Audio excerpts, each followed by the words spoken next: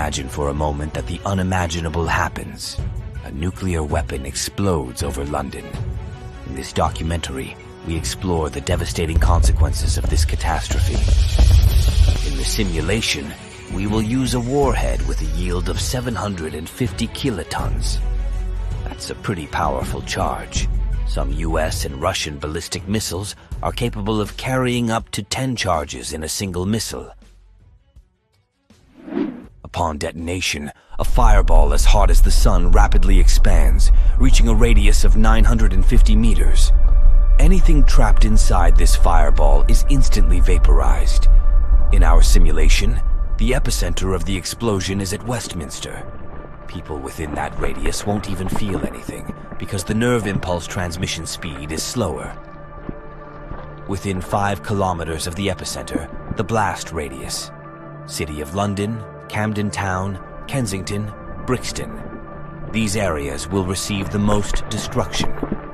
Buildings will be destroyed and debris will fill the streets, creating extremely dangerous conditions for everyone in the vicinity. Given the population density in central London, the initial death toll could exceed 250,000 people and around 600,000 injured. Within a radius of 10 kilometers, the radiation will cause third-degree burns. Within that radius, anything that can burn will catch fire. Gas stations, automobiles, power substations, gas infrastructure. Explosive facilities will explode and amplify the effect of the devastation over a huge area, including areas from Camden to Greenwich and Islington to Wandsworth. According to various estimates, a further 450,000 people will die from burns, debris injuries, or radiation sickness, and over 1 million will be traumatized. Many of these injuries could prove fatal over the next days and weeks. Radiation sickness in particular will take lives days and weeks later. In time, about 100,000 more will be added to the death toll. Within an 18-kilometer radius of the blast, the shock wave will be enough to shatter windows, causing additional casualties to people who come to the windows when they see the nuclear blast. The shock wave will reach Hounslow, Edgware, and Enfield.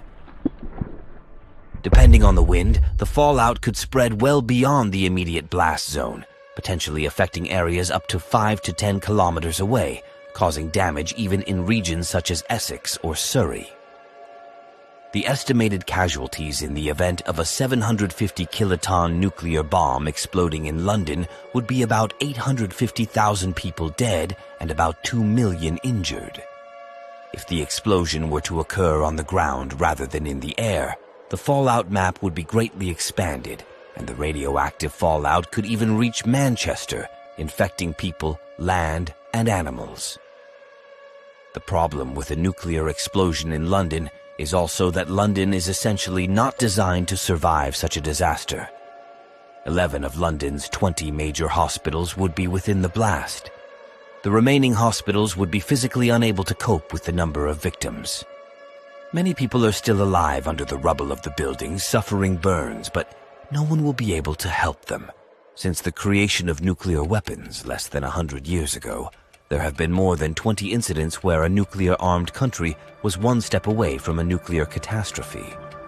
You can easily find these statistics on Wikipedia. I will attach a link to this article in the description of the video.